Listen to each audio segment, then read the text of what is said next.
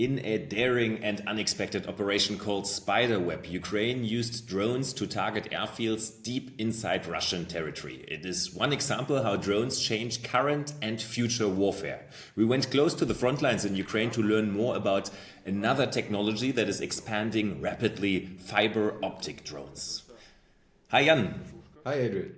So we went together to Ukraine a few weeks ago to do some research on the current usage of drones, but let us talk about the Operation Spiderweb first, that just happens in Russia, carried out by the Ukrainian Secret Service. Initially, it was said that the Ukrainians struck 41 planes with the drones, including 1/3 of the bombers Russia used, also with strategic cruise missiles.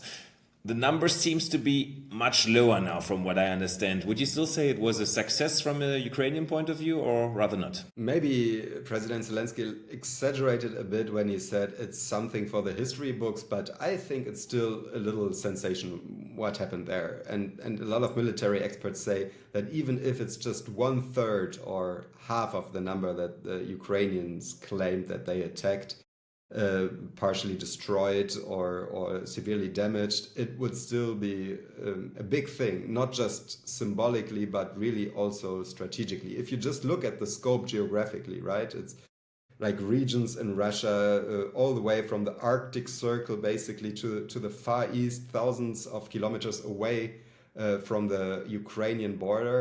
And if you look at the way how they did it, it's really like it could be a James Bond movie.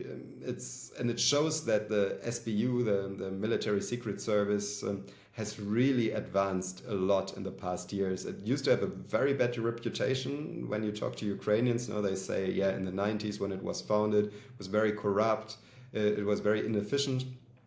But in the last 10 years, since the attack on Crimea, the annexation, it really advanced a lot, and I think this was really sophisticated what they did. No more than 100 drones hidden in wooden boxes. Then you have, if I understand it correctly, you have Russian truck drivers that don't know anything about it and that drive close to those military bases, and then part of the roof of the trucks open.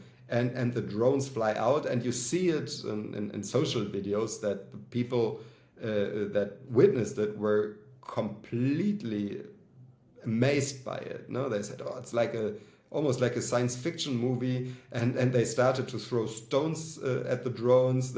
Some local policemen tried to shoot at it, and I think this psychological dimension that people in Russia see that they are very vulnerable all over the country, and that the air defense, I mean, it's a huge country, and the air defense really, it doesn't work well, even in strategically important places for the military. So yeah, on a psychological level, I think this was very, very significant. Let's talk about drones in general and how they evolved during this war in Ukraine. If we recall, I mean, the war actually started in 2014 already, and back then the most used drone was a Chinese DJI Mavic, as far as I remember, quite expensive. And then they started to develop further and further. I mean, when we listen to the news and hear about almost on a daily basis drone attacks on Ukraine, those are the Shahid drones from Iran that the Russians started to purchase around 2022, and thousands of them. Really, on a daily basis, we hear these news of Shahid drones attacking Ukrainian territory, and I think we've seen it both, how it works if these attacks are carried out, how the Ukrainians are trying to defend them. It's rather old school, right? In Kiev, the air defense head out with pickup trucks that have guns behind them, and they start to shoot them from the air. I think you've seen something similar on the Black Sea, right? Exactly. I was with a patrol ship. I was on a patrol ship, and you could see the guns during the night trying to shoot down the Shahid drones. And it's very difficult, right? I mean, they do a very good job. They are very experienced, but of course, it's the sheer quantity of Shahid drones and the speed. They are quite fast. And it always happens, no, that some drones are not shot down. And then the most widespread drones used in the past years were the FPV drones, the first-person view drones. And that's what we could also see once again when we were together in Kiev, and we had the chance to attend a training camp by the Ukrainian forces, where they're training new drone pilots. And well, to me, it looked a little bit like a gaming environment, right? They had this big hall where they could exercise and fly their drones, and then there was like a practice room that looked like a game lab, lounge music, and then young people trying to fly these and some drones. of the pilots even said that they used to be gamers, and that it's an advantage for them now to have all the experience with video games. So there is really this connection. Right, but I mean the biggest downside of the classical FPV drones has been that the jamming technology also evolved. So basically both sides using jammers that you can intercept those drones. And when we went close to the front line, many soldiers there told us that even more than half of their drone attacks are basically intercepted, so the drone just falling off the sky because of jammers being used. And this is why these fiber optic drones evolved, drones that have sort of a fiber cable behind them. They drag them up to 40 kilometers. Usually it's 10 to 20 kilometers that they drag these cables behind them. And this obviously has the big advantage that you cannot intercept them. And also the vision for the pilot is much better because it's basically the image is transmitted through this cable and they can see their target until the very last minute.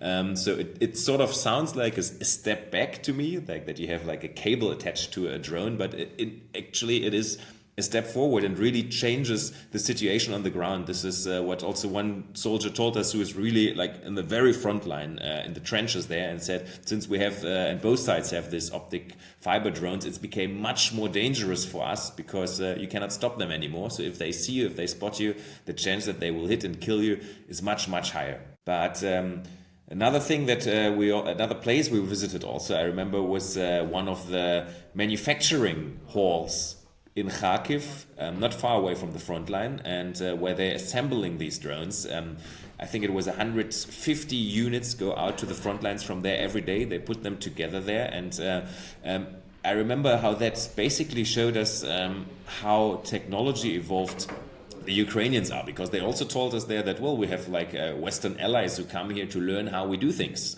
from other countries, including Germany, because of the fighting experience and the development experience that the Ukraine has been having over the past month. Also, other Western partners are going there to basically learn from the Ukrainians how things are changing and how they could possibly also integrate new technologies into their own military.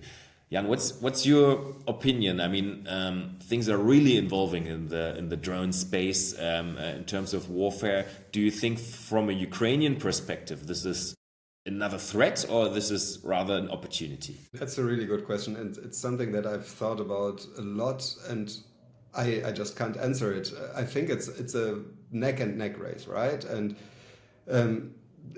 when it comes to the fiber optic drones, it really seemed like Russia had was temporarily at least ahead, no, with the technology.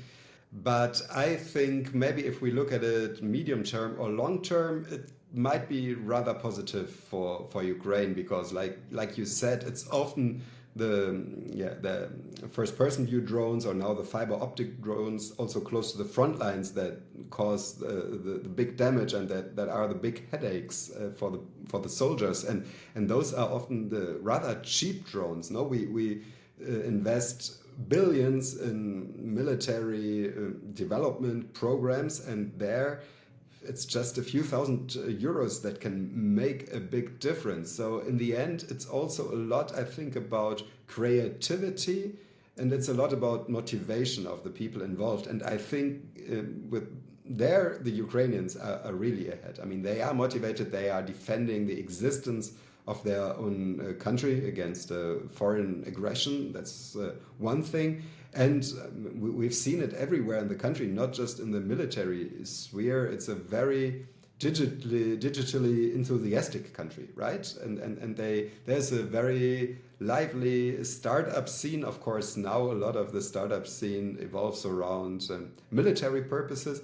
But I think this is the strength of Ukraine, the creativity and the desire to make technological advances, and also the crowdfunding by the people, no, because the people are fighting for the survival of their country. So there's a lot of small crowdfunding activities to finance the drones, to finance these small workshops that further develop the drones. So maybe in the medium and long term, it could be an advantage for Ukraine. I totally agree with you that it makes things more dangerous, not only for soldiers at the front line, but also for us. I mean, I remember when we were there, we both, I think, had this feeling that things got much more dangerous for us journalists closer to the front line as well. And 2 years ago, I would have been definitely much more open to go closer to the front lines, while now it's just so unpredictable and dangerous. As soon as the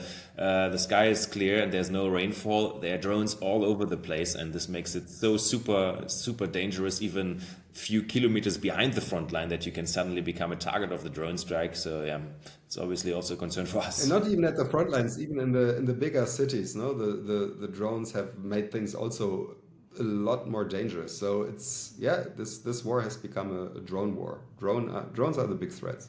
Jan, thanks a lot. It was great talking to you again. I hope our viewers could also have some insights. Appreciate your time and all the best. Take care. Bye-bye. Thanks a lot.